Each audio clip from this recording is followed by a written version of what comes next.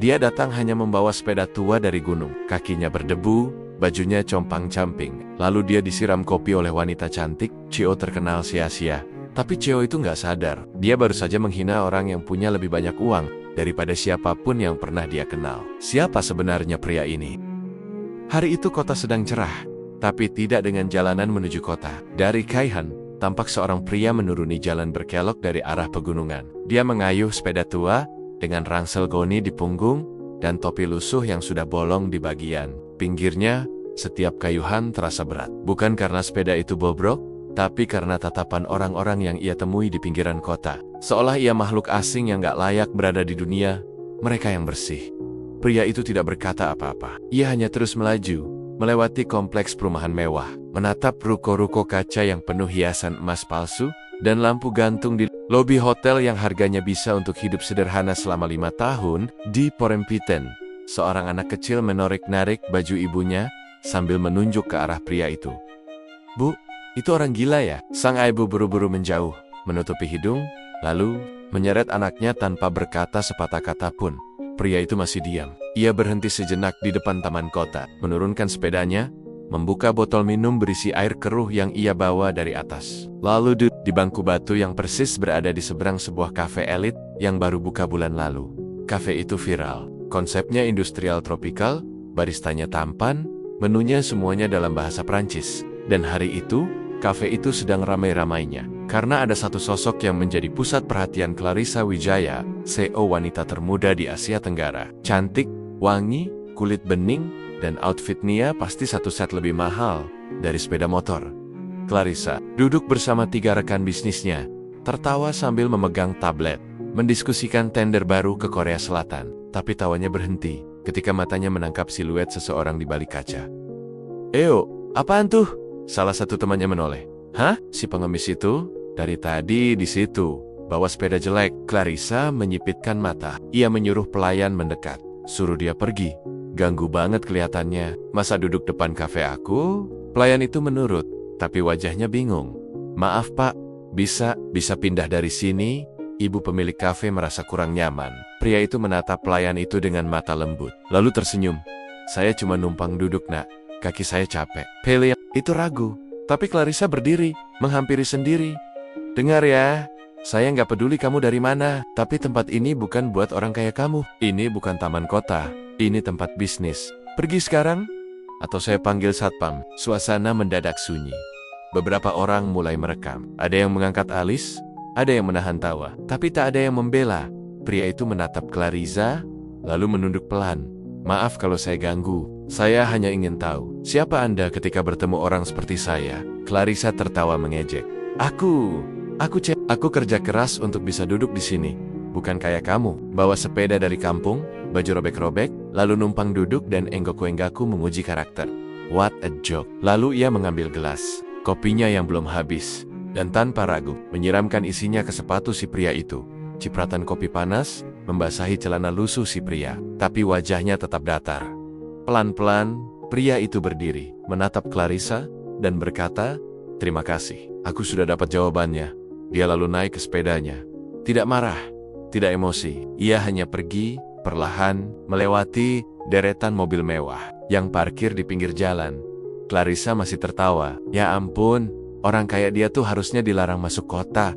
Bikin ilfil. Lagian, emang siapa sih dia? Tapi saat itu juga, sopir pribadi Clarissa terlihat pucat. Ia berdiri di belakang mobil, menatap punggung pria tadi yang mulai menjauh, dan berbisik pada dirinya sendiri. Ya Tuhan, itu bukan orang sembarangan, tapi dia tidak berani berkata apapun. Dan hari itu, satu kota tidak tahu bahwa lelaki yang baru saja mereka hina habis-habisan adalah orang yang punya kuasa untuk mengguncang semua yang mereka miliki, dan semuanya akan dimulai. Besok, hari itu seharusnya menjadi hari biasa. Setelah kejadian di kafe, Clarissa langsung melanjutkan kegiatannya. Meeting di lantai 30, sesi foto untuk majalah bisnis wanita, dan malamnya gala dinner bersama para investor dari Jepang. Tapi satu orang tidak bisa berhenti gelisah sejak pagi, Darto, sopir pribadi Clarissa. Darto sudah bekerja dengannya selama 3 tahun. Dia tahu, Clarissa kadang nyebelin, suka merasa superior, dan tak segan-segan menghina orang di jalan hanya karena pakaiannya jelek. Tapi hari ini, bukan. soal itu. Bukan soal gaya Clarissa yang memang sarkastis dan seenaknya. Masalahnya adalah si pria tua bersepeda itu. Darto pernah melihat wajah itu sebelumnya. Bukan di jalan, bukan di desa, tapi di dalam ruang tersembunyi bertahun-tahun lalu, ketika ia masih jadi bagian dari sesuatu yang tidak ia banggakan. Dan saat pria itu menatapnya tadi, ada isyarat, tatapan tajam, dalam, dan pelan, seolah berkata, "Aku masih ingat kamu, Pak Darto. Tolong siapkan mobil, saya mau ke kantor sekarang," perintah Clarissa dari dalam lift. Darto mengangguk pelan, tapi tangannya gemetar saat memegang gagang pintu mobil. Sesekali ia menatap ke arah jalan, berharap pria tadi tidak benar-benar mengenalnya. Sepanjang perjalanan ke kantor, Clarissa asik dengan tabletnya, membuka grafik saham, mengatur jadwal, dan sesekali membanggakan diri sendiri. Bayangin ya Dar, orang kayak gitu masih bisa eksis di kota ini. Harusnya ada sistem penyaringan. Gimana kalau dia bawa penyakit atau bawa bom? Darto tidak menjawab. Matanya sesekali menatap spion tengah. Napasnya mulai tak teratur. Kamu dengerin gak sih? Iya bu, maaf. Saya cuma mikirin macetnya aja bu. Clarissa melipat tangannya. Ya udahlah, nanti suruh satpam kasih tahu semua petugas kebersihan. Jangan ada orang kayak gitu. Nongkrong depan kafe, ganggu image bisnis. Tiba di kantor, Darto langsung turun dan membuka pintu untuknya. Tapi sebelum Clarissa melangkah keluar, dia mendengar dering ponsel Darto dari saku dalam. Darto buru-buru menutupnya, tapi Clarissa sempat melihat layar sekilas. Nomor tidak dikenal +39, kode Thalia, Clarissa Mensabura. Wah, international banget. Jangan-jangan kamu punya pacar bule ya? Katanya sambil tertawa kecil. Darto hanya tersenyum canggung. Maaf bu, itu mungkin spam. Clarissa masuk ke gedung kantor. Darto kembali ke kursinya. Tangannya membuka pesan terakhir yang baru masuk. Masih mengenali saya, Darto? Dosa masa lalu tak bisa dihapus dengan dasi dan mobil. Waktumu mendekati habis. Darto langsung keringat dingin. Ia menoleh ke kanan kiri, memastikan tak ada yang melihat. Ia tahu siapa yang mengirim pesan itu, dan dia tahu jika pria itu datang lagi, bukan hanya Clarissa yang terancam tapi seluruh dunia kecil yang selama ini dia bangun. Sementara itu, di sebuah kamar kecil di pojokan kota, pria bersipida itu sedang membersihkan lukanya yang terkena cipratan kopi. Ia duduk di kursi kayu reot, membuka laptop tipis berlapis stiker-stiker aneh. Dia membuka layar dan tampak peta pergerakan saham real time. Nama Clarissa Wijaya dan perusahaannya terpampang jelas, dan dalam satu klik, dia membuka percakapan digital dengan seseorang yang tertulis. Phase 1, observasi selesai. Klarifikasi publik dalam waktu 72 jam. Pria itu menutup laptopnya, lalu menatap ke arah luar jendela. Kalian menilai seseorang dari bajunya. Sekarang lihat apa yang terjadi kalau kalian kehilangan semuanya. Dia tersenyum kecil dan kembali merapikan topinya. Besok, dia akan datang lagi, tapi bukan untuk diam. Hari itu, Clarissa bangun lebih awal dari biasanya. Wajahnya sumringah. Ia baru saja mendapatkan kabar dari asistennya bahwa presentasi tender ke Korea disambut positif. Investor Jepang pun menyatakan minat bergabung dalam pembiayaan proyek hotel terapung milik perusahaannya. Great day, gumamnya di depan cermin. Makeup natural, lipstik merah bold, dan jam tangan mahal dengan bezel berlian yang sengaja ditunjukkan ke kamera saat ia membuat Instastory. Nomor panek, nomor champagne. Tapi dunia nyata tidak pernah semanis filter Instagram. Begitu Clarissa tiba di kantor pusat, suasana sudah aneh. Resepsionis tidak menyapanya seperti biasa. Seorang pegawai pria bahkan buru-buru menunduk dan pura-pura sibuk mengetik saat Clarissa lewat. Ia mencibir. Apaan sih? Pada aneh. Begitu masuk ruang kerjanya, ia membuka laptop. Downside juga, wajahnya berubah pucat. Grafik saham perusahaannya merosot tajam. Dari warna hijau cerah, kini merah menyala. Penurunan drastis. Dalam hitungan jam ini glitch kan? Katanya panik sambil mengetik cepat. Ia membuka platform saham profesional, tapi tidak. Semua portal menunjukkan hal yang sama. Lalu ponselnya berbunyi. Nomor asing. Cepat. Clarissa speaking. Selamat pagi Bu Clarissa. Kami dari pihak Bursa Efek ingin mengonfirmasi pembelian besar-besaran saham Anda pagi ini. Ada investor anonim dari luar negeri yang sudah akuisisi 38,4% saham perusahaan Anda. Clarissa hampir menjatuhkan ponselnya. Apa maksud Anda? Siapa yang beli? Saya tidak pernah membuka penawaran publik. Maaf Bu, transaksi legal melalui sistem saham terbuka yang Anda sendiri tetapkan 3 bulan lalu. Clarissa mengakhiri panggilan. Jantungnya berdegup kencang, tangannya gemetar saat membuka daftar investor baru.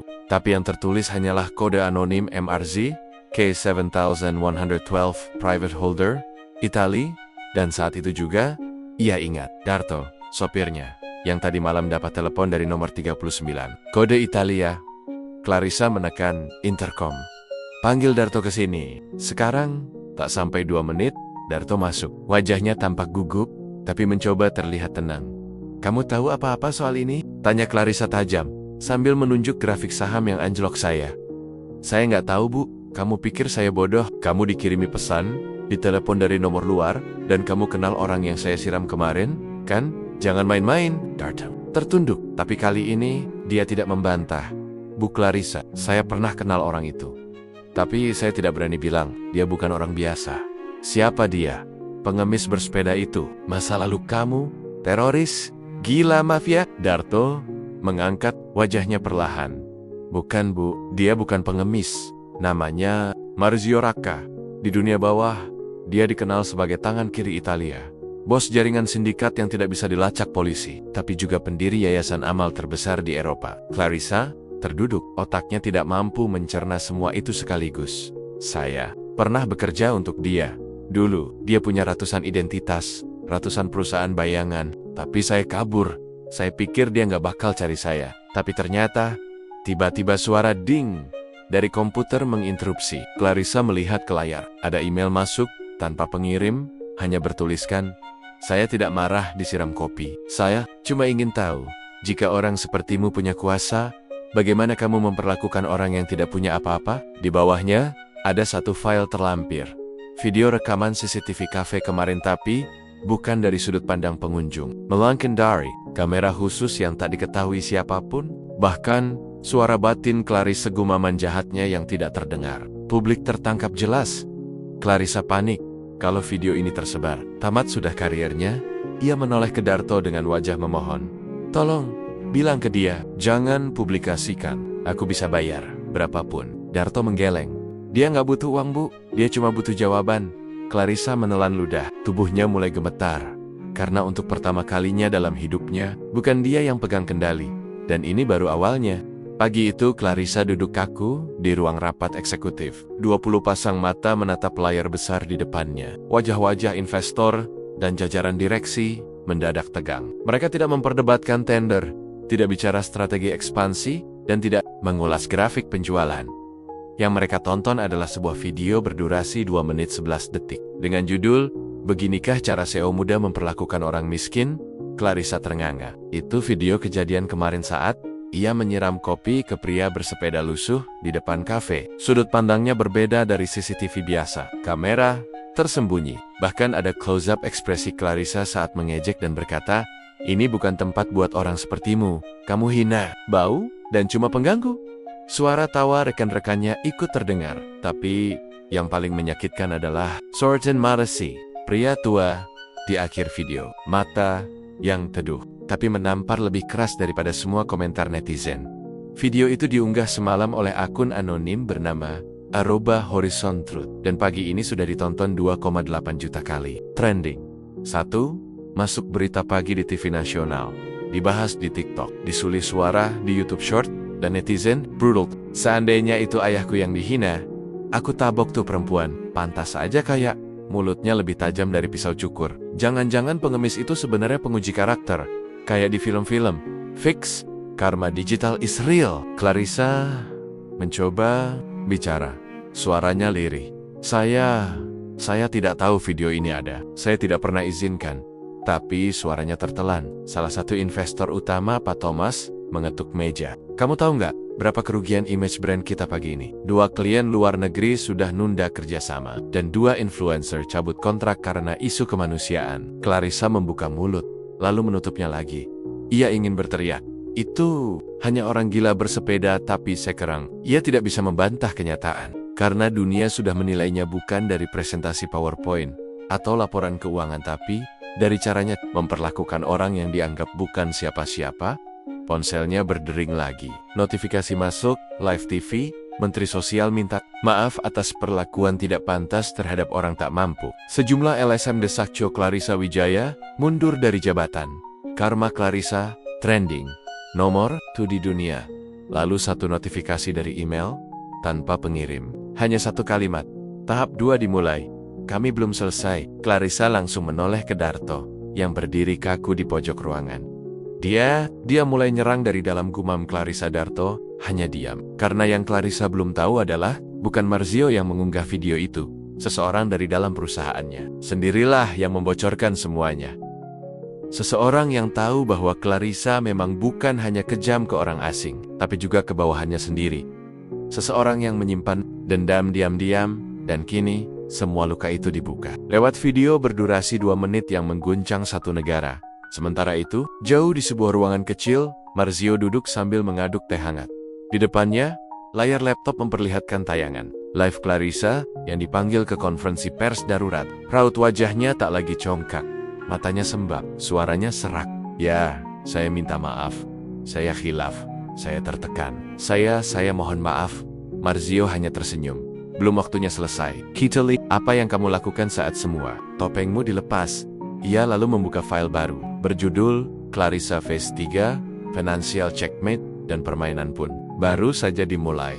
Langit kota tampak mendung, seperti mencerminkan suasana hati Clarissa. Semalaman ia tidak tidur. Setiap sudut media sosial mencaci maki namanya. Bahkan akun perusahaan yang biasanya diisi testimoni pelanggan pun kini dipenuhi komentar sinis dan tagar "Ceo kejam." Clarissa menatap cermin di kamar mandinya. Mata panda, riasan sudah tidak bisa menyembunyikan kegelisahan. Tapi itu bukan masalah terbesarnya. Pagi tadi, manajer operasional menelepon, cabang di Bandung terbakar, Bu. CCTV mati sebelum kejadian.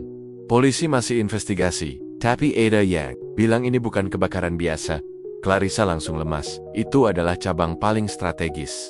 Nilainya 18 miliar lebih. Dan sekarang, habis jadi abu. Belum cukup sampai di situ. 2 partner bisnis dari Singapura membatalkan merger karena takut citra perusahaan ikut tercoreng. Semua ini kerjaan dia, gumam Clarissa pelan. Marzio, tiba-tiba, pintu kantor dibuka keras oleh sekretarisnya. Bu, ada seseorang yang maksa mau ketemu Anda. Katanya dia utusan. Utusan siapa? Marzio. Clarissa langsung berdiri. Jantungnya berdegup keras. Suruh masuk, katanya dengan suara setengah bergetar. Seorang pria bertubuh tegap. Masuk, berjas hitam, rambut disisir rapi ke belakang, tapi tak ada lencana atau kartu nama. Hanya ada tatapan dingin seperti silet yang belum pernah Clarissa rasakan dari siapapun. Selamat pagi, Bu Clarissa. Apa yang kamu mau? Kamu kerja buat dia? Tanya Clarissa dengan nada tinggi. Mencoba bertahan, pria itu tidak langsung menjawab. Ia meletakkan sebuah amplop coklat di atas meja. Bos kami ingin mengingatkan satu hal, bahwa semuanya bisa berakhir dengan tenang. Tapi, itu hanya jika Anda tahu caranya. Clarissa membuka amplop itu dengan tangan gemetar. Di dalamnya ada 2 benda. Pertama, foto Clarissa saat menyiram kopi ke Marzio. Tapi ini bukan dari CCTV. Ini dari angle close-up, seolah diambil diam-diam, dari jarak dekat. Kedua, salinan rekening perusahaan gelap atas nama Clarissa, yang ia pikir sudah dikubur bertahun-tahun lalu. Clarissa membelalak. Ini ilegal, ini pemerasan. Utusan itu masih tetap tenang. Bos kami tidak pernah memeras. Dia hanya mengingatkan bahwa kebenaran akan muncul cepat atau lambat. Anda bisa memilih, melawan, atau mengakui.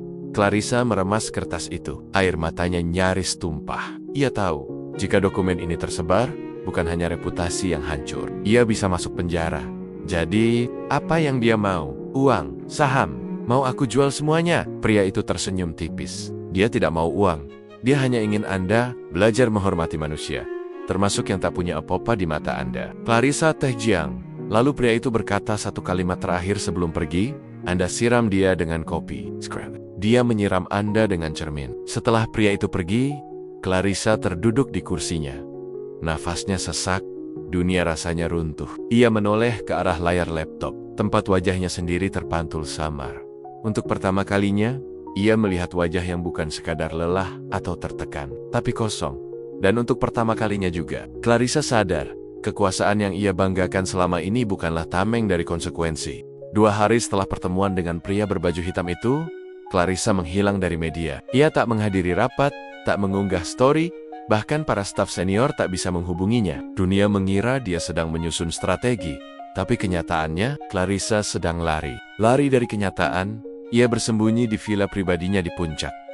Tidak membawa siapapun, bahkan Darto tidak tahu ia ke sana. Ia ingin tenang, tapi ketenangan tak bisa tumbuh di hati yang dihantui rasa takut. Pagi itu, Clarissa berdiri di balkon. Kabut tipis menyelimuti pegunungan. Di tangannya, ada secangkir kopi. Bukan lagi kopi mahal dari mesin otomatis, tapi kopi sachet yang diseduh Hasal. Ia sudah kehilangan selera mewahnya. Pintu depan villa tiba-tiba diketuk pelan. Tok, tok.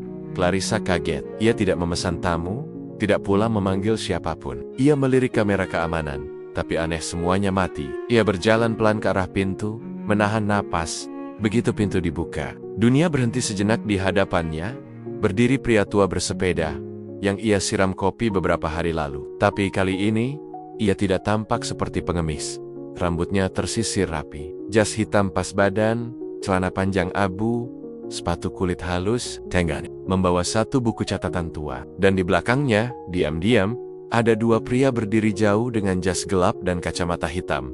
Marzio tersenyum kecil. Apa saya boleh masuk, Nona Clarissa? Clarissa tak bisa menjawab. Tubuhnya gemetar. Ia membuka pintu perlahan, mereka duduk di ruang tamu. Tidak ada musik, tidak ada pembuka. Hanya detak jam dinding, dan suara detak jantung Clarissa sendiri, yang terasa terlalu keras di telinga. Marzio membuka pembicaraan. Saya bukan musuh, saya hanya pengamat, tapi kamu memaksaku untuk menjadi cermin. Clarissa menatapnya. Kenapa? Kenapa semua ini? Hanya karena saya siram kopi ke Anda? Marzio menatapnya dalam. Tidak, bukan tentang kopinya, tapi tentang caramu memandang orang seperti saya. Seolah saya tak berharga. Seolah saya harusnya tidak ada. Ia lalu membuka buku catatannya, memperlihatkan satu halaman. Di sana, tertulis puluhan nama, semua adalah CEO, pengusaha, pejabat, selebritas yang pernah ia uji dalam penyamaran. Kamu bukan yang pertama, Clarissa, tapi kamu salah satu yang paling kejam.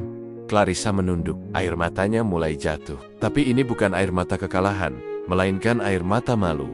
Marzio melanjutkan, saya lahir miskin, dipukuli karena dianggap tidak pantas duduk di restoran mewah. Maka, saya bersumpah, saat saya bisa membeli restoran itu, saya akan menggunakannya bukan untuk membalas, tapi untuk membuka mata manusia. Clarissa mengangkat wajahnya, air matanya berderai. Apa yang Anda mau dari saya sekarang? Marzio tersenyum kecil. Saya tidak butuh uangmu, saya tidak butuh perusahaanmu. Yang saya mau, ia mencondongkan tubuh, lalu berkata pelan. Turunlah dari panggungmu, dan mulailah melihat manusia dari mata yang sejajar. Clarissa terisak. Ia merasa kosong.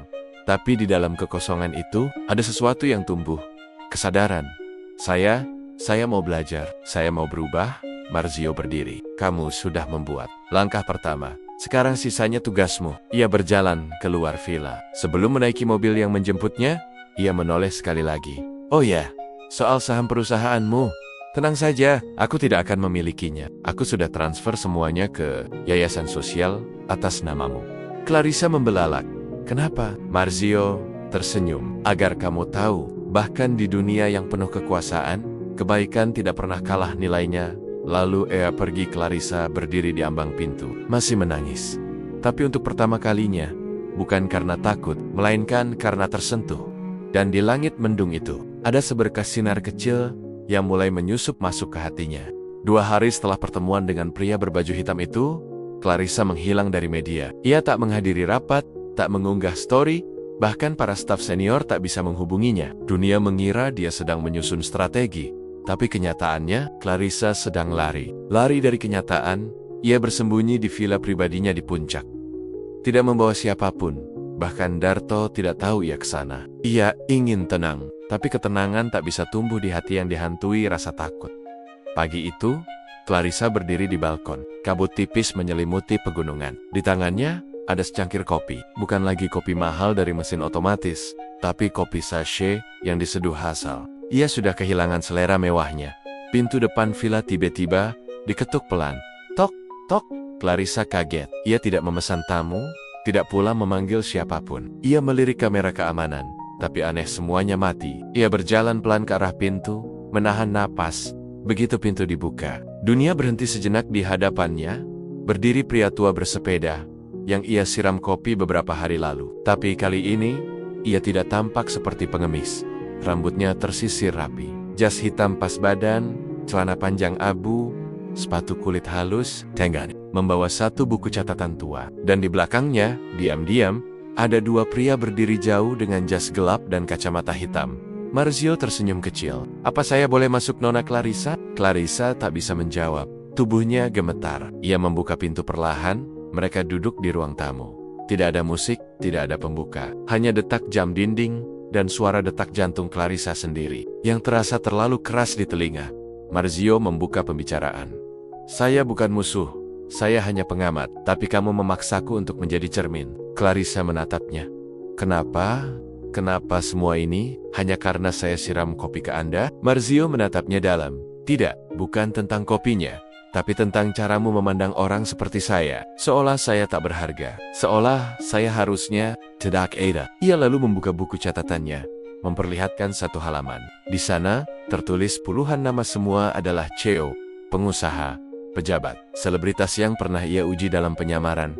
"Kamu bukan yang pertama, Clarissa. Tapi kamu salah satu yang paling kejam."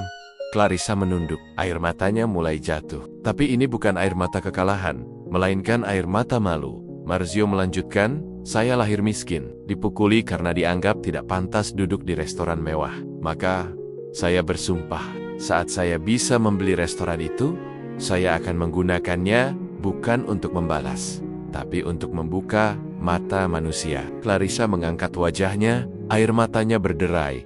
"Apa yang Anda mau dari saya sekarang?" Marzio tersenyum kecil. "Saya tidak butuh uangmu, saya tidak butuh perusahaanmu. Yang saya mau," ia mencondongkan tubuh, lalu berkata pelan, "Turunlah dari panggungmu, dan mulailah melihat manusia dari mata yang sejajar." Clarissa terisak. Ia merasa kosong. Tapi di dalam kekosongan itu, ada sesuatu yang tumbuh. Kesadaran. Saya mau belajar. Saya mau berubah." Marzio berdiri. "Kamu sudah membuat langkah pertama. Sekarang sisanya tugasmu." Ia berjalan keluar villa. Sebelum menaiki mobil yang menjemputnya, ia menoleh sekali lagi. "Oh ya, soal saham perusahaanmu. Tenang saja, aku tidak akan memilikinya. Aku sudah transfer semuanya ke yayasan sosial atas namamu." Clarissa membelalak. "Kenapa?" Marzio tersenyum. "Agar kamu tahu, bahkan di dunia yang penuh kekuasaan, kebaikan tidak pernah kalah nilainya." Lalu ia pergi. Clarissa berdiri di ambang pintu, masih menangis. Tapi untuk pertama kalinya, bukan karena takut, melainkan karena tersentuh. Dan di langit mendung itu, ada seberkas sinar kecil yang mulai menyusup masuk ke hatinya. Hari itu, matahari bersinar terang. Udara kota terasa berbeda. Seolah alam pun ikut menyaksikan sebuah babak akhir dari drama yang dimulai dari satu siraman kopi dan berakhir pada perubahan hidup yang tak pernah direncanakan siapapun. Di depan gedung megah tempat kantor pusat Clarissa berdiri, berkumpul ratusan orang dari berbagai kalangan. Wartawan, aktivis, mantan karyawan, bahkan orang-orang yang dulu hanya bisa menonton dari jauh. Mereka semua datang karena satu undangan sederhana. Konferensi terakhir Clarissa Wijaya Lokasi. Kafe di mana semuanya dimulai. Kafe itu kini tak lagi dipenuhi orang kaya, berwajah angkuh. Hari itu, meja-meja dipenuhi pemulung, sopir ojol, asisten rumah tangga, mahasiswa, bahkan anak-anak jalanan yang baru pertama kali masuk tempat semewah itu.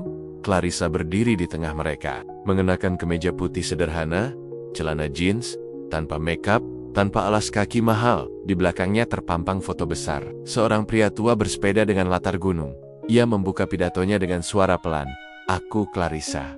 Mungkin dulu aku berdiri di sini dengan dada membusung karena jabatan, prestasi, dan uang. Tapi hari ini aku berdiri dengan dada yang kosong. Karena aku sadar, selama ini aku hanya mengejar kekuasaan, bukan kemanusiaan." Beberapa orang mulai menunduk. Ada yang meneteskan air mata, termasuk Darto, sang sopir, yang kini duduk di barisan depan. Ia tahu, wanita di hadapannya bukan lagi wanita yang sama seperti seminggu lalu. Clarissa melanjutkan, "Aku pernah menyiram kopi ke orang yang tak kuanggap manusia, tapi dia membalasnya dengan cermin. Dan lewat cermin itu, aku melihat betapa kotornya diriku." Suasana hening. Lalu Clarissa membuka kotak kecil di sampingnya. Isinya adalah surat pengunduran diri resmi. Bukan hanya dari perusahaan, tapi dari semua jabatan kehormatan yang pernah ia pegang, Aku menyerahkan hidupku untuk hal yang lebih besar. Aku akan tinggal di desa kecil tempat yayasan setara mulai dibangun. Aku ingin mulai dari nol, belajar ulang, menjadi manusia. Tepuk tangan pecah. Tapi ini bukan tepuk tangan pengagum kekayaan, ini tepuk tangan untuk keberanian mengakui kesalahan. Dan saat semua orang berdiri, kamera-kamera merekam, dan media sosial meledak dengan Clarissa baru. Satu hal terjadi, dayem-dayem. Di kejauhan, seorang pria tua menaiki sepedanya, mengayuh pelan melewati keramaian. Ia tidak berhenti, tidak menoleh. Tapi ia tersenyum. Itu adalah Marzio. Ia tidak perlu hadir di atas panggung, karena panggungnya bukan untuk dipakai menggurui, tapi untuk membuktikan. Bahkan seorang pengemis pun bisa mengubah dunia. Jika dunia mau membuka mata, epilog beberapa bulan kemudian, Clarissa muncul dalam video singkat di kanal kecil YouTube, Yayasan Setara. Ia mengenakan kaos biasa, duduk bersila di lantai sekolah kecil, dikelilingi anak-anak desa yang belajar membaca. Di akhir video, ia berkata, "Kekuasaan bukan tentang siapa yang paling tinggi, tapi siapa yang paling dalam mencintai manusia lain, tanpa syarat." Dan di pojok layar, komentar pertama berbunyi, "Saya tidak menangis, cuma kelilipan sepeda tua." Selesai.